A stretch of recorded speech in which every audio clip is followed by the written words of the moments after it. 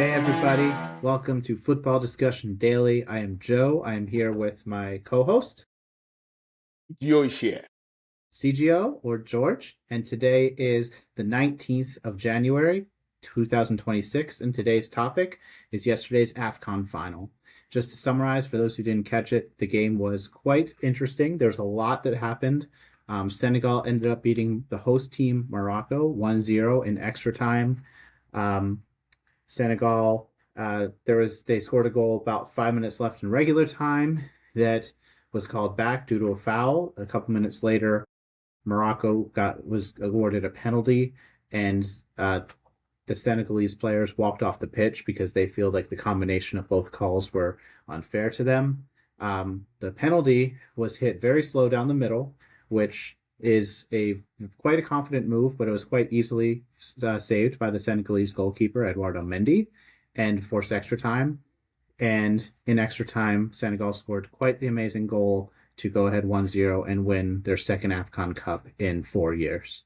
So, George, you are obviously African, and you have a rooted interest. What does AFCON mean to you? What do you think about this particular game? What are your thoughts in general about the game yesterday and AFCON in general?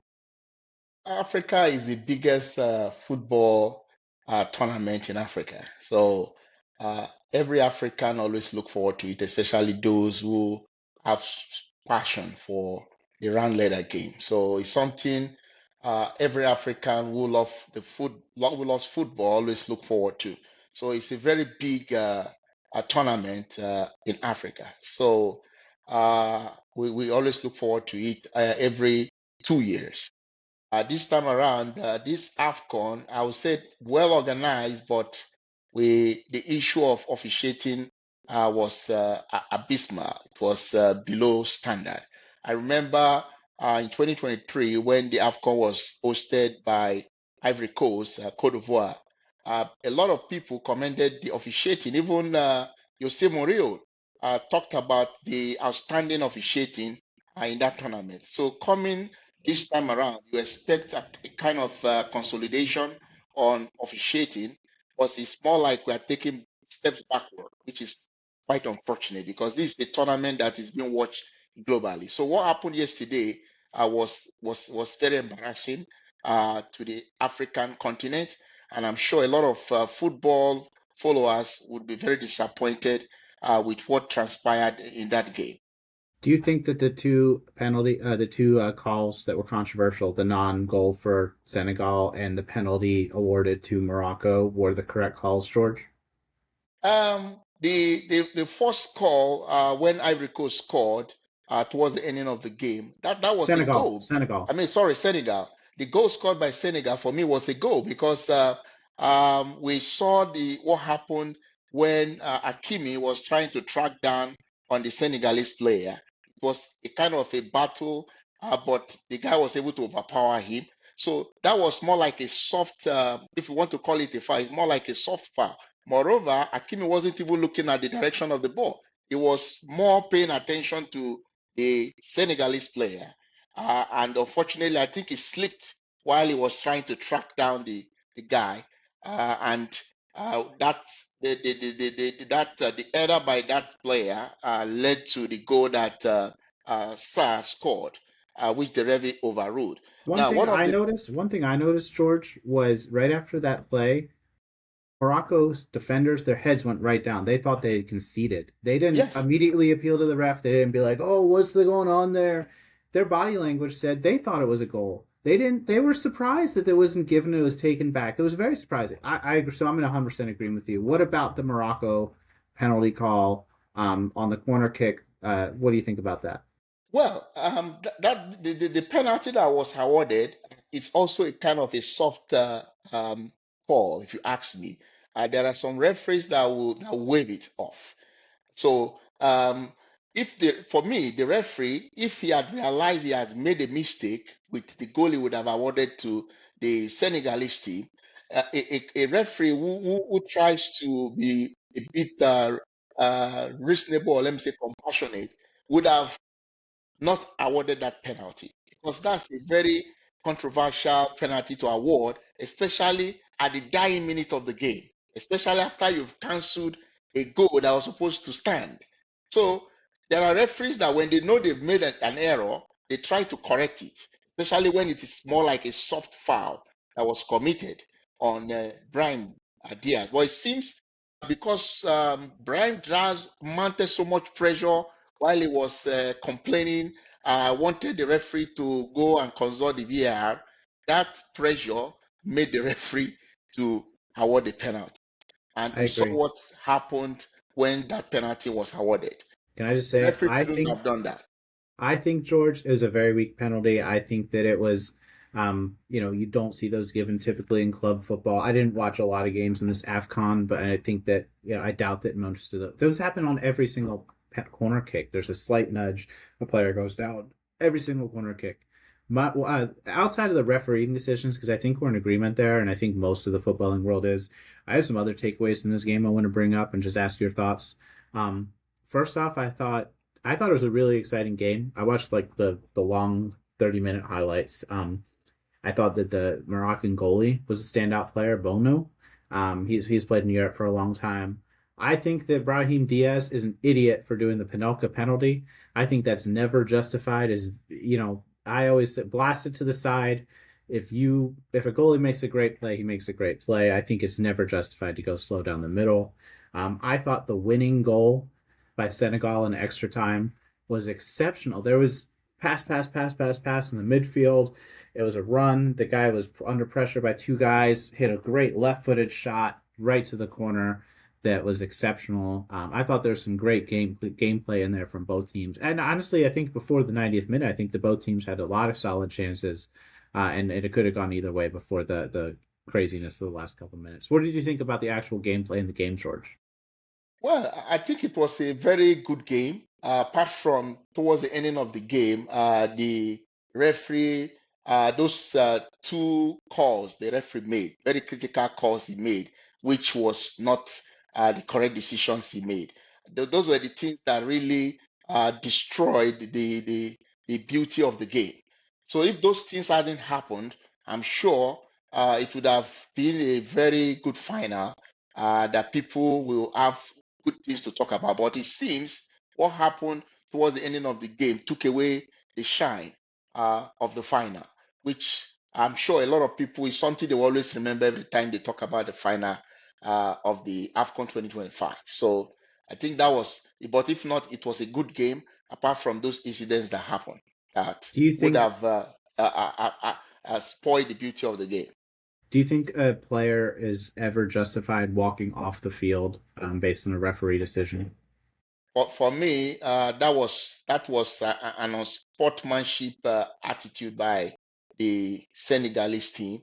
I was happy that Sadio Mane came and tried to convince the players to come back to the pitch. I think he did the right thing by telling them, no, you have to go back to the pitch because it's wrong for you to walk away in a game of that magnitude. They didn't. I think it was a wrong decision they made. And they also realized it because the coach, uh, Papa Thiaw, apologized for the action they took. He said they allowed the emotions to overtake them. That was why he told the players to leave the pitch. So himself regretted the action. But one thing I would like CAF to do is they have to penalize the Senegalese national team for such kind of action, so that will be a deterrent for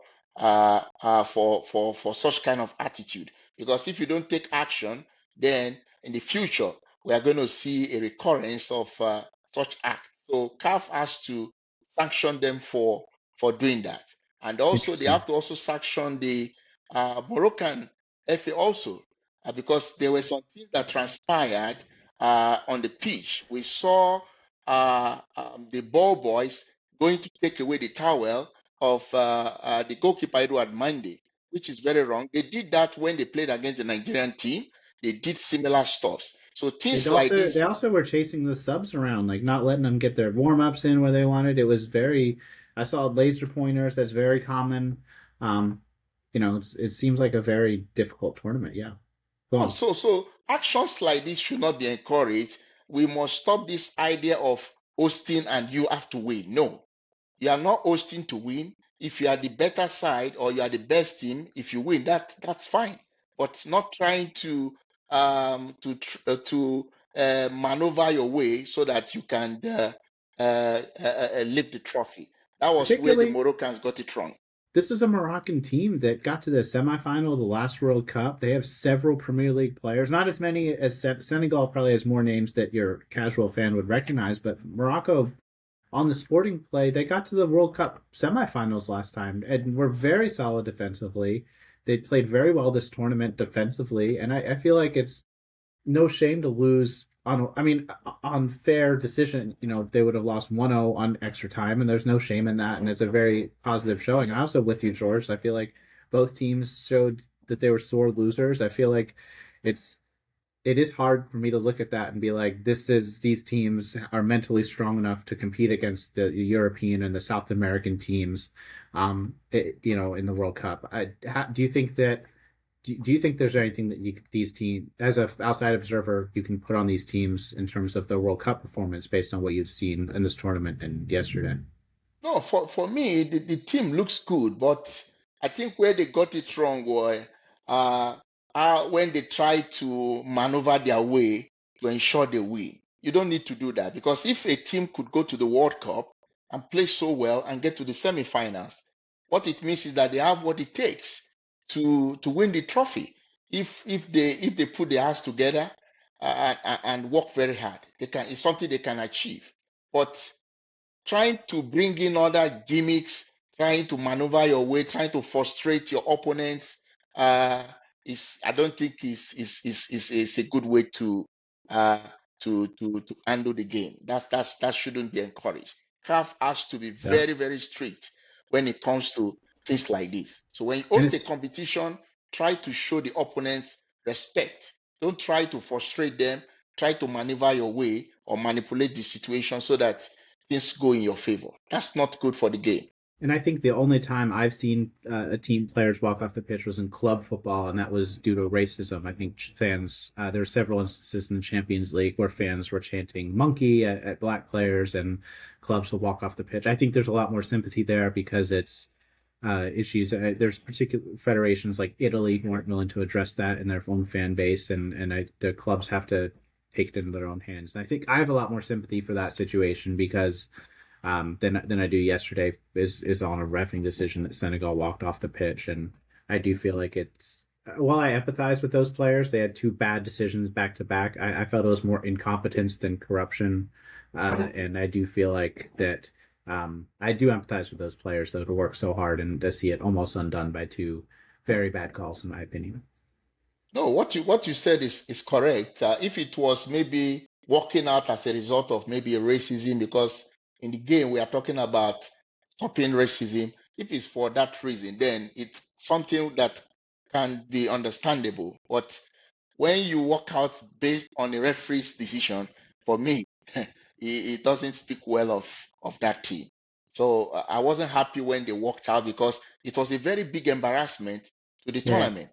Very big George. embarrassment. Positive question, George. What was your experience when Nigeria won AFCON when you were a teenager? Uh, was it 2013 they won? Sorry, you were in your. That was 2013. That was the Sorry, last you were a time little older Nigeria. than a teenager, but what was your experience? How what was it? Oh, of course, I was very happy that my country won the AFCON because the last time they won it prior to 2013 was 1994. So that's a very long time. Do you remember 1994? Of course, yes, Because you would have been like 10 or 11 or something, right? I watched the AFCON in 1994 and I saw Nigeria win the AFCON that year. And then they went to the World Cup and also did so well at the World Cup because that was also the first time Nigeria was also going to the World Cup. Their first World Cup appearance was that same 1994. And they did well. They were knocked out by Italy in the second round stage of the competition. It was a very highly contested game. 9 minute goal by the man they call Roberto Baggio. He scored 2 goals in that game. He is That exceptional. Yeah, it was very exceptional. Nigeria scored first, and then Italy came back, and then He scored the winning goal, and that was the end of the game. So it was Were a people going? very painful way to to exit the World Cup, Did considering the people way go they performed. crazy? Were people going crazy at these like viewing centers? You watching that? When Nigeria lost to Italy, people were very, very sad the way the game went because the team was playing well, but just lack of concentration on two occasions, and that was the end of it. So it was a very sad loss for Nigeria in that World Cup of 1994. Okay. Well, George, let me actually close out today's episode by just saying, uh, just here's some discussion questions. We'd love for you to comment on whatever platform you follow us on. George and I will do the best to engage you guys. Number one, what were your thoughts on the two refereeing decisions? Was it a penalty? Was it a goal? Let us know your thoughts. Um, how important do you think AFCON is to the legacy of African players? Do you think Senegal was justified by walking off the pitch? And do you have a particular AFCON favorite AFCON moment over the years? I thought yesterday, just from an entertainment perspective, was brilliant. I'm going to remember it for a long time, even if I do feel like it's, might not be the best reflection on the state of African football in general. It certainly was entertaining. And do you think that a slow Panelka penalty is ever justified? Because I think Brahim Diaz was a bit of an idiot with that penalty. Let us know your thoughts. We appreciate you listening, and we'll see you tomorrow. Peace.